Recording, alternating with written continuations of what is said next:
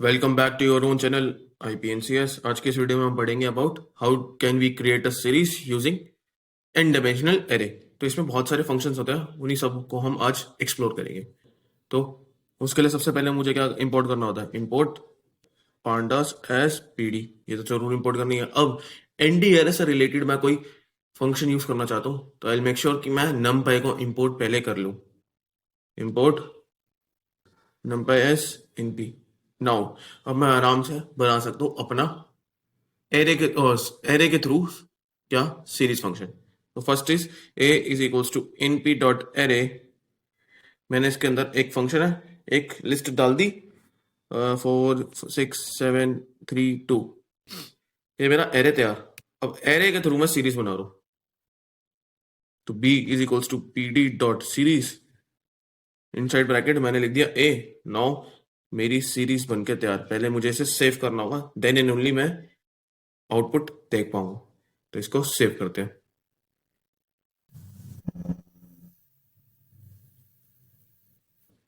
Now see the result, आपकी series बनके तैयार।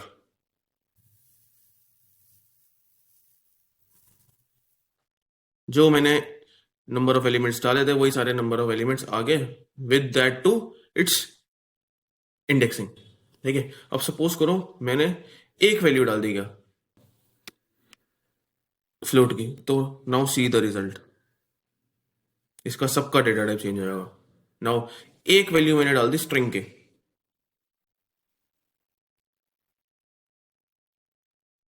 अब सबका डेटा टाइप हो जाएगा ऑब्जेक्ट। तो आपको समझ आया होगा कि एरे क्या करता है, जिस टाइप का मैं डेटा डाल रहा हूँ वो उस हिसाब से उसको कन्वर्ट करता था। अब मैंने इसमें सारी वैल्यू इंटीजर डाली थी, देन एंड ओनली मेरा integer as a data type आ रहा था। लेकिन हाँ, एक ही वैल्यू मैंने इसमें क्या डाल दी, फ्लोट, तो सबको इसने फ्लोट में कन्वर्ट कर दिया। और यहीं पे एक ही वैल्यू मैंने स्ट्रिंग में डाल दी तो इसने क्या करा कि सारी वैल्यूज को इसने ऑब्जेक्ट में कन्वर्ट करवा दिया। अब हम एरे के थ्रू बनाना सीख गए क्या, सीरीज ऑब्जेक्ट। नाउ अब और भी फंक्शंस होते हैं, अब उनको करते हैं। तो दूसरा फंक्शन होता है अरेंज। ये सिमिलर होता है रेंज की तरह, इसकी स्पेलिंग ये होती है एरे रेंज।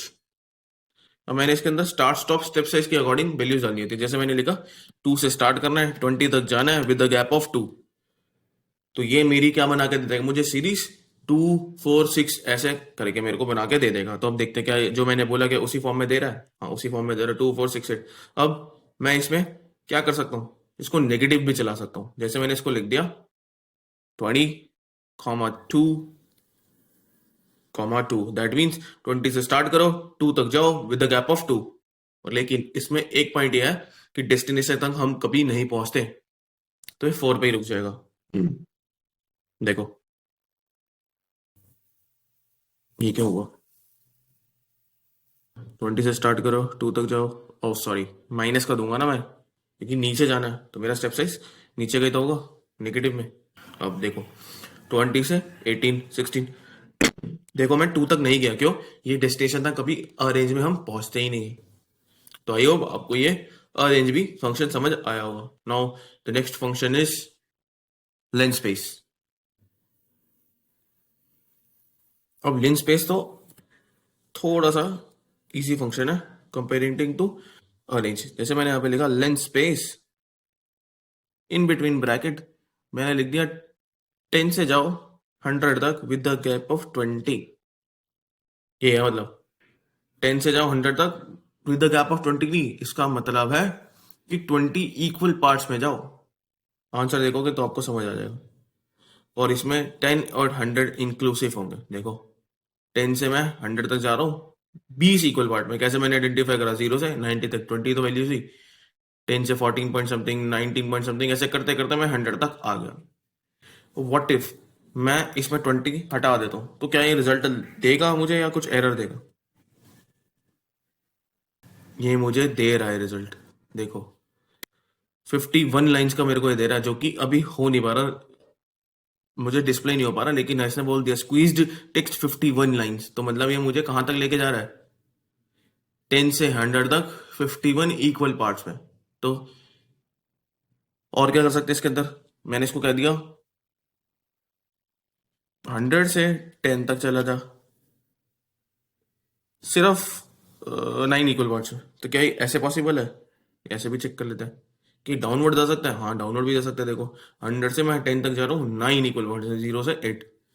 तो लिन स्पेस का ये काम होता है कि इसमें डेस्टिनेशन भी इंक्लूसिव होती है और इसमें कोई गैप नहीं होता। इसमें क्या होता है कि इतने इक्वल पार्ट्स में मुझे जाना है। इस आर्ग्यूमेंट का मतलब ये होता है। तो आपको लिन स्पेस भी समझ आया होगा। हमने पढ़ लिया array, arange, linspace, and the last function of this video is tile. Tile सुन के क्या लगता है? टाइलिंग।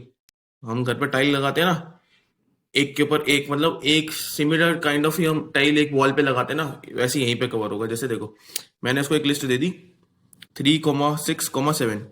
इसको मैंने कह दिया कि इसका है ना, तू 3 टाइम्स मुझे दिखा दे, तो अब आंसर देखना। तो आपका 367 3 टाइम्स आ जाएगा। 367, 367 एंड 367। तो ये है टाइल फंक्शन का काम। उतना रेप्लिका बना के देते हैं। जो मैं आर्ग्यूमेंट डालता हूँ सेपरेटेड में कॉमा, क्या मैं इसमें लिस्ट की जगह टपल डाल सकता हूँ? चेक कर लेते हैं।